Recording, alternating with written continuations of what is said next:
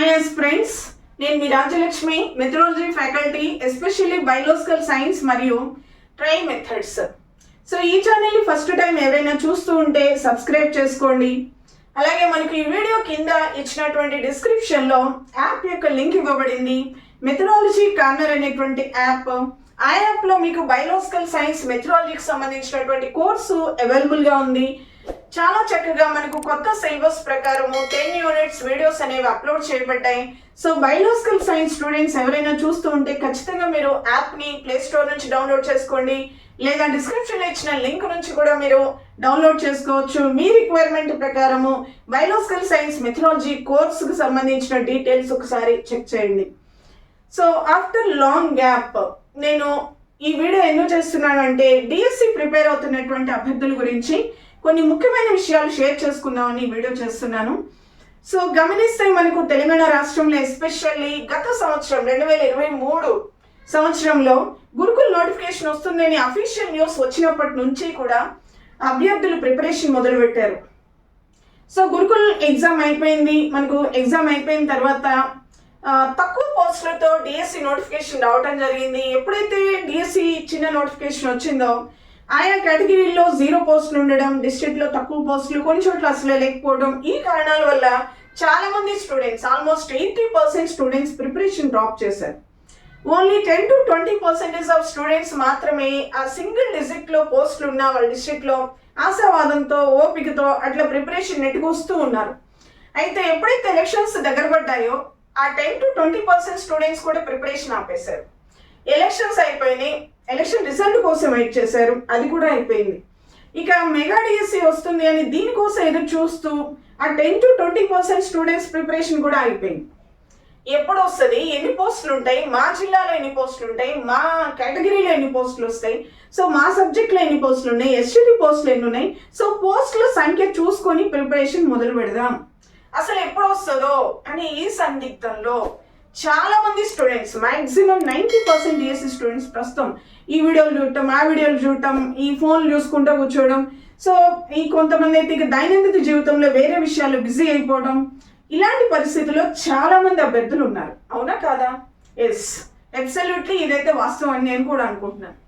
అయితే ఇప్పుడున్న పరిస్థితిలో తెలంగాణ రాష్ట్రంలో ఒక డిఎస్సి పడడం, ఒక డిఎస్సి నోటిఫికేషన్ రావడం అయితే 100% ఖచ్చితమైన, అంటే మనము బిలీవ్ చేయగలిగినటువంటి అవకాశాలు ఎక్కువ ఉన్నాయి.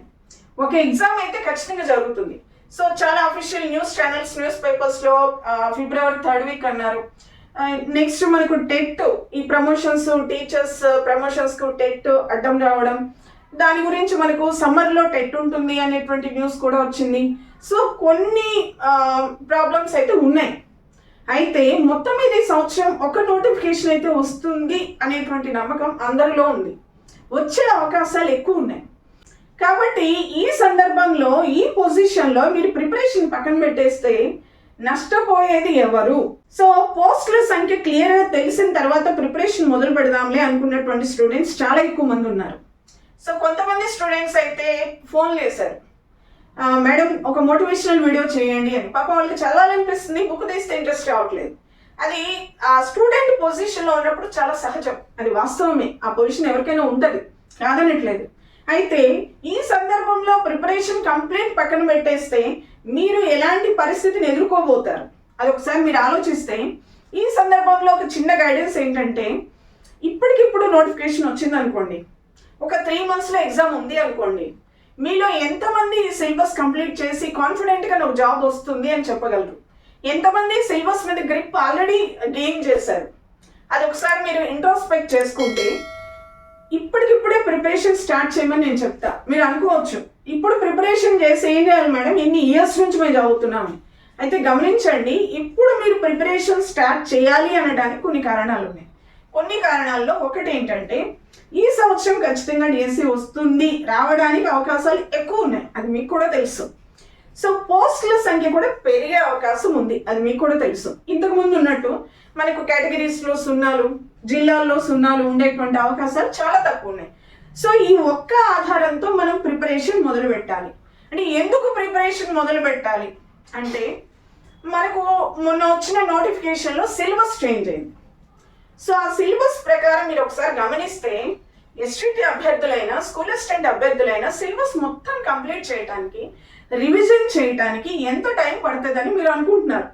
ఏదో ఒక 3 నెలలు టైం ఉంటే మేము 2 నెలలు కోచింగ్కి వెళ్ళి 1 నెల ఇంట్లో కూర్చొని ఒకసారి 3 నెలలు చదివేసి జాబ్ వస్తుంది అని అనుకుంటున్నారేమో. అలాంటి రోజులు పోయినాయి. ఇప్పుడు పోటీ పెరిగే అవకాశం 100% ఉంది. పేపర్ స్టాండర్డ్ పెరిగే అవకాశం 100% ఉంది. ఇప్పుడు మనకు మారిన సిలబస్ ప్రకారము కొత్త టాపిక్స్ చాలా సబ్జెక్ట్స్లో యాడ్ అయినాయి. సో టైం ఎక్కువ తీసుకోవాల్సిన అవసరం ఉంది. అందుకోసం నేను మీకు ఇచ్చే సజెషన్ ఏంటంటే, మీరు ఇప్పుడే ప్రిపరేషన్ మొదలు పెట్టండి. కొత్త సిలబస్ ప్రకారం చూస్తే మన మెథడాలజీ తీసుకుంటే చాలా యూనిట్స్లో కొత్త టాపిక్స్ యాడ్ అయింది. ఇప్పుడు ఒక ఇవాల్యూషన్ లాస్ట్ యూనిట్ మూల్యాంకనం తీసుకుంటే ఓల్డ్ సిలబస్లో ఉన్నటువంటి కాన్సెప్ట్స్కి ఆ టాపిక్స్కి డబుల్ కాన్సెప్ట్స్ యాడ్ అయ్యాయి. ఇంతకుముందు ఓన్లీ అర్థం చేసుకుంటే గుర్తుండేటువంటి కాన్సెప్ట్ బేస్డ్ టాపిక్స్ ఎక్కువ ఉంటే, వాటితో పాటు ఇన్ఫర్మేషన్ బేస్డ్ అంటే చదివి గుర్తుపెట్టుకోవాల్సిన సమాచార ఆధారిత కాన్సెప్ట్స్ కూడా ఇప్పుడు యాడ్ అయింది. అలాగే మీకు పర్స్పెక్టివ్స్ ఇన్ ఎడ్యుకేషన్లో కూడా కొత్త టాపిక్స్ యాడ్ అయినాయి.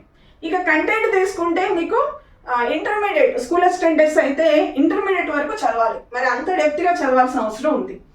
సో ఇప్పుడు ఈ సబ్జెక్ట్ ఇక కరెంట్ అఫైర్స్ జీకే తీసుకుంటే అది కంటిన్యూస్ ప్రాసెస్. సో ఇప్పుడు ఇవన్నీ కూడా మీరు చదివి ఒక 4-5 సార్లు రివిజన్ చేయడానికి ఎంత టైం పడుతుంది అనుకుంటున్నారు? ఇప్పటికిప్పుడు నోటిఫికేషన్ వచ్చి 3 నెలల ఎగ్జామ్ అంటే నోటిఫికేషన్ ఇవ్వడం అయిపోతుందమ్మా, ఎగ్జామ్ అయిపోతుంది, మన ప్రిపరేషనే మనం వెనుకబడి ఉంటాం. అర్థమవుతుందా? సో స్టూడెంట్స్గా మీకు ఏమనిపిస్తుంది అంటే నోటిఫికేషన్ వచ్చిన తర్వాత చదువుకోవచ్చు అనేది రాంగ్. నోటిఫికేషన్ వచ్చిన తర్వాత ప్రిపరేషన్ మొదలు పెట్టకూడదు, రివిజన్ మొదలు పెట్టాలి. అర్థమైందా? రివిజన్ మొదలు పెట్టండి.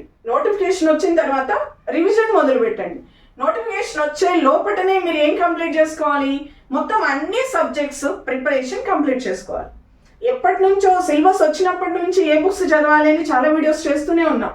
సో మెటీరియల్ అంటే ఎక్కడో ఆకాశం నుంచి ఊడిపడదు, ఏదో గొప్ప ఇన్స్టిట్యూట్ నుంచో ఫ్యాకల్టీ నుంచో తీసుకునేది మంచిదని కాదు. మీరు అకాడమీ టెక్స్ట్ బుక్స్ పెట్టుకోండి. అకాడమీ టెక్స్ట్ బుక్సే మనకు ప్రామాణికం. సో అవన్నీ ఇప్పటికే గ్యాదర్ చేసుకుని ఉండాలి. నేను చెప్పాను చాలాసార్లు, సిలబస్ కాపీ ఒకటి మీరు ప్రింట్అవుట్ తీసుకోండి, మీరున్న రూమ్కి గోడకు పేస్ట్ చేసుకోండి. మీకు సిలబస్ మీద అవగాహన ఉంటేనే మీ ప్రిపరేషన్ క్లారిటీ ఉంటుంది అని. మరి ఎంతమంది చేశారో తెలియదు. సో దాని ప్రకారము చక్కగా మెల్లగా ప్రిపరేషన్ మొదలుపెట్టి సబ్జెక్ట్ డెప్త్లోకి వెళ్ళాలి. వింటున్నారా? ఇప్పుడు మనకు డిఎస్సికి ఇచ్చిన సిలబస్ కంటే కొంచెం ఎక్కువ డెప్త్ ప్రిపేర్ అయ్యి ఉంటే మీరు సేఫ్ సైడ్ ఉంటారు. ఆ డెప్త్ ప్రిపరేషన్ చేయాలంటే ఒక 6 months మినిమం చదవడానికి సరిపోతుంది. ఆ రివిజన్కి నన్ను అడిగితే ఇంకో 2-3 నెలలు అవసరం పడుతుంది. అంటే మీ స్పీడ్ ఆఫ్ ప్రిపరేషన్ బట్టి ఒక్కొక్కరు కొంచెం ఎక్కువ టైం తీసుకొని చదువుతారు, కొంతమంది ఒకేసారి చదవటంతో వస్తుంది. సో ఇప్పుడున్న పరిస్థితిలో ఒకేసారి చదివి ఎగ్జామ్ రాసే పరిస్థితి లేదు. చాలాసార్లు రివిజన్ అవసరం. గమనించండి, ఎందుకు ఇన్స్టెంట్గా ఇప్పుడే మీరు ప్రిపరేషన్ మొదలు పెట్టండి అని చెప్తున్నా అంటే, ఒకటి డిఎస్సి అయితే గ్యారెంటీ. ఆ విషయం మీకు అందరికీ తెలుసు. కొంచెం 2 నెలలు అటు వెనుక రావచ్చు, 2 నెలలు కాకపోతే 4 నెలలు లేట్గా వస్తుంది. మన ప్రిపరేషన్ అవ్వదు కదా. సో దీనికోసం వెయిట్ చేస్తూ మీరు టైం వేస్ట్ చేసుకోవద్దని చెప్తున్నా. ఇప్పుడు ఆల్రెడీ జాబ్లో ఉన్న వాళ్ళైతే ఓకే, పార్ట్ టైం ప్రిపరేషన్ చేయండి. ఏ జాబ్ లేకుండా ఏ పని లేకుండా డిఎస్సి ప్రిపరేషన్ మీద కూర్చున్న స్టూడెంట్స్ టైం వేస్ట్ చేసుకోవద్దు దయచేసి. డిఎస్సి నోటిఫికేషన్ అయితే ఒకటి వస్తుంది. ఇక్కడ మీరు ప్రిపేర్ కావాలి అనడానికి కారణాలు ఇక్కడ చూడండి. అంటే హోప్ ఏంటి మాకు అంటే, ఒకటి డిఎస్సి, అదే హోప్ మనకు. ఇక రెండోది ఏంటంటే, ఖచ్చితంగా మీ ప్రిపరేషన్ అనేది ఇంతకు ముందు కంటే ఎక్కువ ఉండాలి. దానికి రీజన్ ఏంటి అంటే, ఎందుకు మనం అలా చేయాలంటే, పోటీ పెరిగే అవకాశం ఉంది. మీరు thumbnail లో చూసినట్టు విపరీతమైన పోటీ. అది మీరు ఒప్పుకున్నా ఒప్పుకోకపోయినా మనకు డిఎస్సీలు చాలా ఇయర్స్ నుంచి లేవు.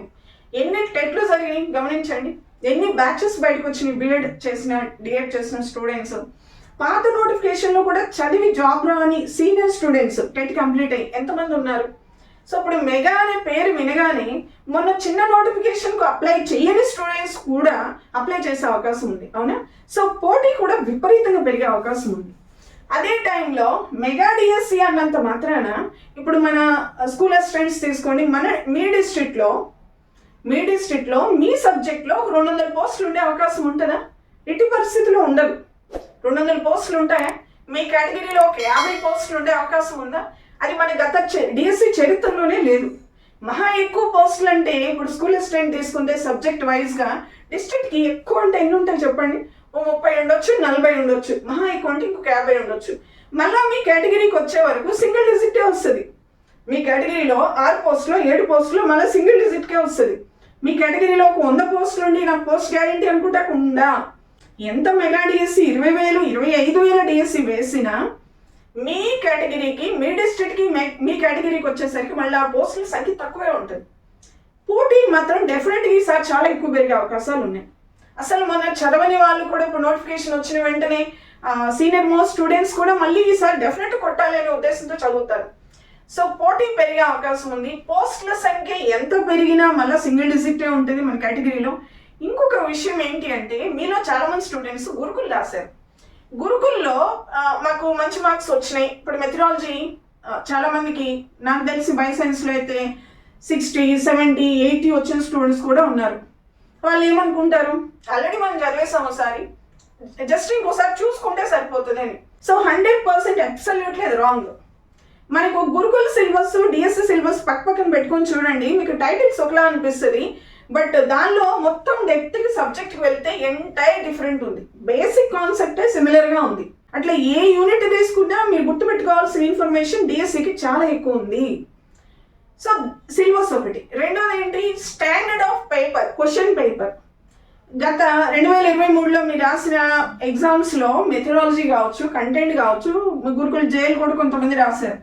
సో జేఎల్ జువాలజీ అయితే చాలా బేసిక్ ఇన్ఫర్మేషన్. ఇప్పుడు అవి రాసి దానిలో పిల్లలకు వచ్చినటువంటి మార్కులను బట్టి ఆ కాన్ఫిడెన్స్ లెవెల్స్తో ఏముంది, నేను గురుకులకి జస్ట్ చదివి రాశాను, కంటెంట్ నాకు గ్రిప్ ఉంది, మెథడాలజీ కూడా కొంచెం చదివి రాశాను, మళ్ళీ చూసుకుంటే సరిపోతుంది, నాకు 80 మార్క్స్ వచ్చినాయి, 70 వచ్చినాయి, ఇలా మిమ్మల్ని మీరు మోసం చేసుకోవద్దు. ఎందుకంటే డిఎస్సి పేపర్ స్టాండర్డ్ వేరు ఉంటుంది. లాస్ట్ ఇయర్ వచ్చిన మెథడాలజీ పేపర్స్ అన్నీ చూస్తే చాలా డైరెక్ట్ క్వశ్చన్స్, చాలా బేసిక్ స్టాండర్డ్. అంతకుముందు డిఎస్సీకి అట్లా ఉండేది కాదు. ఇంతకుముందు డిఎస్సి కొంచెం స్టాండర్డ్ ఎక్కువ ఉంది. కాబట్టి ఇప్పుడు వచ్చేటువంటి డిఎస్సి పేపరు మీరు లాస్ట్ ఇయర్ జరిగిన గురుకుల పేపర్ను బేస్ చేసుకొని అలానే ఉంటుంది అనుకోవద్దు. ఇప్పుడు ఇంత కాంపిటీషన్ ఫిల్టర్ చేయాలంటే స్టాండర్డ్ ఆఫ్ క్వశ్చన్ పేపర్ పెంచుతారు కదా, అది కామన్ థింగ్ కదా. సో క్వశ్చన్ పేపర్ స్టాండర్డ్ పెరిగితే మీరు ఎంతమంది బాగా రాయగలరు? So standard of question paper తప్పకుండా పెరుగుతుంది, పోటీ విపరీతంగా పెరుగుతుంది.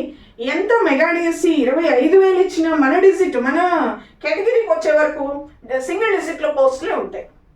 మరి ఈ సందర్భంలో మీరు ప్రిపరేషన్ ఎప్పుడు చేయాలి? ప్రిపరేషన్ ఇప్పుడు మొదలు పెట్టండి.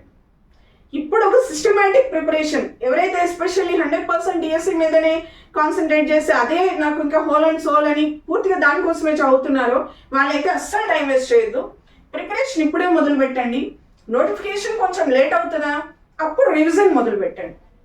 మీకు ఇచ్చిన సిలబస్ కంటే కూడా కొంచెం ఎక్కువే చదవండి. ఎక్కువ అంటే డెప్త్, ఎక్కువసార్లు రివిజన్ చేయండి. అప్పుడు మీకు పోస్ట్ పోయే అవకాశం తగ్గుతుంది. మీరు అనుకోవచ్చు, మరి ఇంత లాంగ్ ప్రిపరేషన్ మేము సిటీలో ఉండి హాస్టల్స్లో ఉండి స్టడీ హాల్కి వెళ్ళి ఎట్లా చదువుతాం మేడం ఫినాన్షియల్గా అనుకోవచ్చు. కరెక్టే.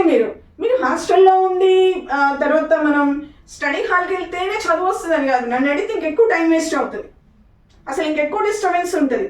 ఫుడ్ పడక ఆ సిటీ సరౌండింగ్స్లో, తర్వాత మీరు అందరితో పాటు కూర్చొని స్టడీ హాల్లో చాలా ఎక్కువ డిస్టర్బెన్స్ ఉంటుంది. దానికంటే మీరు ఎక్కడున్నారో మీ హోమ్ టౌన్లోనే కూర్చొని చదవండి. ఇప్పుడు కొంతమంది ఇంట్లో మేము చదవలేము మేడం, చాలా మంది లేడీస్ చెప్తారు, పిల్లలు ఉంటారు, డిస్టర్బెన్స్ ఉంటుంది, మేము చేయలేకపోతున్నామని. మీకు మనసులో గట్టిగా చదవాలని కోరుకుంటే దానికి ఆల్టర్నేటివ్ ఇంకో మార్గంని మీరే సెలెక్ట్ చేసుకోవాలమ్మా. ఇప్పుడు మీరున్నారు, మీతో పాటు మీ సిబ్లింగ్సో, మీ రిలేటివ్సో, కనీసం మీ ఫ్రెండ్సో, మీ సరౌండింగ్స్లో ప్రిపేర్ అయ్యే వాళ్ళు ఉంటే వాళ్ళతో మాట్లాడండి. మీరుండేది విలేజ్ అయితే ఇంకా చాలా ప్రిపరేషన్కు పీస్ఫుల్గా ఉంటుంది. మీరు ఇంట్లో కాకుండా ఎక్కడైనా చోట ప్లాన్ చేసుకోండి. ఒక చెట్టు కింద మీరు చాప వేసుకొని కూర్చొని చదువుకున్నా చదువు వస్తుంది. అవునంటారా కాదా?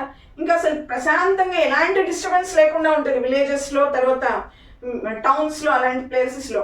ఎవరైనా 2-3 స్టూడెంట్స్ కలిపి ఒకరే కూర్చొని చదవటం ఇబ్బంది అనుకుంటే అట్లా దూరంగా ఏదైనా ప్లేస్లో, అంటే సెక్యూర్గా కొంచెం ఇల్లున్న దగ్గరలో ఒక 2-3 స్టూడెంట్స్ కూర్చొని చదవండి. బాయ్స్ అయితే ఇంకా అసలు మీకు సెక్యూరిటీ ప్రాబ్లం కూడా ఉండదు. 2-3 కాకపోయినా ఒక్కరైనా దూరంగా వెళ్ళి కూర్చొని చదువుకోవచ్చు బుక్స్ తీసుకెళ్ళి. మీకు ఇంట్లో డిస్టర్బెన్స్ ఉందనుకుంటే బ్యాగ్లో బుక్స్ అన్ని పెట్టుకొని ఒక వాటర్ బాటిల్ ఒక లంచ్ బాక్స్ పెట్టుకొని ఏదైనా ఒక ప్రశాంతమైన ప్లేస్లోకి వెళ్ళి కింద కూర్చొని చదవండి. ఒక చిన్న ఏదైనా ఒక క్లాత్ తీసుకెళ్ళి కింద వేసుకొని కూర్చొని నీట్గా నోట్స్ రాసుకుంటూ చదువుకున్నా సరిపోతుంది. మరి మాకు ఏం జరుగుతుందో ఎట్లా తెలుస్తుంది మేడం అంటే, మీరు సిటీలో ఉంటేనే తెలుస్తుందని కాదు, ఇక్కడ ఇంకెక్కువ డైవర్ట్ అయిపోతారు. ఇది వాస్తవం, నేను చెప్పేది 100%. ఆ కోచింగ్ ఇన్స్టిట్యూట్స్ చుట్టూ తిరుగుతూ ఆ చుట్టూనే ఎక్కడో దగ్గర రూమ్లో ఉండి కూర్చొని చదివితేనే నాకు చదువు వస్తుంది మీరు అనుకోవద్దు. మీ ప్లేస్లో మీరున్న చక్కగా చదవచ్చు, ఎలాంటి డిస్టర్బెన్స్ లేకుండా చదవచ్చు. చెట్టు కింద కూర్చొని చదివినా చక్కగా చదువు వస్తుంది. సో గమనించండి, పరిస్థితులన్నింటినీ మీరు కోఆర్డినేట్ చేసుకుంటూ తెలివిగా ఒక ప్రిపరేషన్ ప్లాన్ వేసుకొని టైం వేస్ట్ చేసుకోవద్దు. నోటిఫికేషన్ వచ్చిన తర్వాత రివిజన్ మొదలు పెట్టండి. సో ఇప్పుడున్న సిలబస్ ప్రకారము చాలా టైం ఎక్కువ తీసుకునేటువంటి ప్రిపరేషన్ ఉంది. ఇప్పుడు పాత సిలబస్ కొంచెం ఈజీగా ఉంటుంది, ఇప్పుడు సిలబస్ కొంచెం అడిషనల్ ఇన్ఫర్మేషన్ ఉంది కొన్ని సబ్జెక్ట్స్లో. కాబట్టి స్కూల్ స్టూడెంట్స్ అయితే ఇంటర్మీడియట్ వరకు కంటెంట్ చదవాలి. సో ఇవన్నీ దృష్టిలో పెట్టుకొని ఖచ్చితంగా ఒక డిఎస్సి అయితే వస్తుంది. కాబట్టి మీరు తెలివిగా ప్లాన్ చేసుకొని, మరి ఇంతకాలం నష్టపోయారు, ఆ నష్టపోయింది జీవితాంతం నష్టపోకూడదు కదా. ఇప్పుడు సడన్గా 25,000 అని నోటిఫికేషన్ వచ్చింది, 25,000 మందికి పోస్టులు వస్తాయి, వాళ్ళు ఎవరైనా కావచ్చు. ఆ 25,000 ఆఫ్ హాల్ టికెట్ నెంబర్స్లో మీ నెంబర్ లేకపోతే మీ పరిస్థితి ఏంటో ఒకసారి ఆలోచించండి. చాలా సీనియర్ మోస్ట్ స్టూడెంట్స్ ఉన్నారు, మనకు చాలా కాంట్రాక్ట్ బేస్డ్ లెక్చరర్స్ కూడా ఉన్నారు నా స్టూడెంట్స్. కొంతమంది 30 years క్రాస్ అయిన వాళ్ళు కూడా ఉన్నారు. ఈ డిఎస్సిలో పోస్ట్ పోతే, రిజల్ట్స్లో హాల్ టికెట్ నెంబర్ లేకపోతే వాట్ ఈస్ నెక్స్ట్ అనేది ఒకసారి మీరు ఇమాజినేషన్ చేసుకుంటే టైం వేస్ట్ చేయబుద్ది కాదు. అర్థమవుతుందా? అప్పుడు మనం దేని మీద చెప్పగలం? ఇప్పుడంటే నోటిఫికేషన్ లేదా ఇంకోటో డిఫెన్స్ మెకానిజం, మన మనసాక్షికి మనం ఆన్సర్ చెప్పొచ్చు.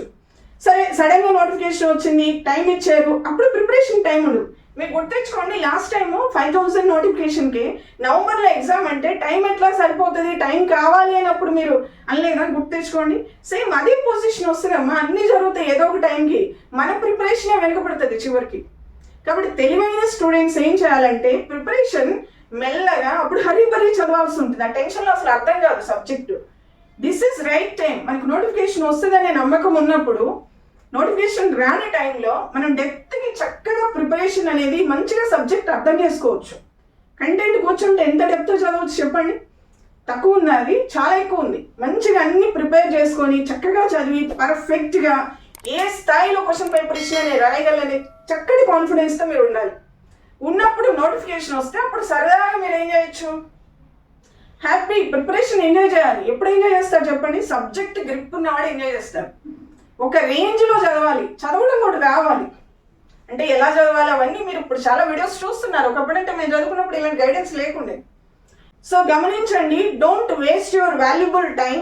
ఈ టైంలో మీరు చదవకుండా టైం వేస్ట్ చేసుకుంటే మాత్రం డెఫినెట్గా దగ్గరకు వచ్చి పోవడము, అది అసలు భరించలేనటువంటి రిజల్ట్స్ వచ్చిన రోజు మీ ఫ్రెండ్స్కి జాబ్ వచ్చి మీకు జాబ్ రాకపోతే అది అసలు మీకు ఆ రోజు కాదు, ఇంక ఏ రోజు సరిగా నిద్రపట్టిన పరిస్థితులు వస్తాయి. సో అలాంటి పరిస్థితి తెచ్చుకోకూడదంటే ఒకటే మార్గం, మీ ప్రిపరేషన్ పర్ఫెక్ట్ అయిపోండి. నోటిఫికేషన్ ఎప్పుడు వస్తే అప్పుడు రివిజన్ మొదలు పెట్టేయండి. 3-4 సార్లు, అవసరమైతే 10 సార్లు రివిజన్ చేయండి, నష్టమే లేదు. అప్పుడు ఖచ్చితంగా మీరు టాప్లో ఉంటారు. టాప్లో ఉండే స్థాయిలో మీరు ప్రిపేర్ అయితే కనీసం జాబ్ వస్తుంది.